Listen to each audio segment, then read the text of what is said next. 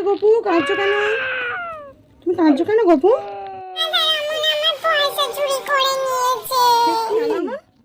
তুমি নাকি গপু সোনার পয়সা চুরি করেছো? দিয়ে দাও এক্ষুনি, দিয়ে দাও বলছি।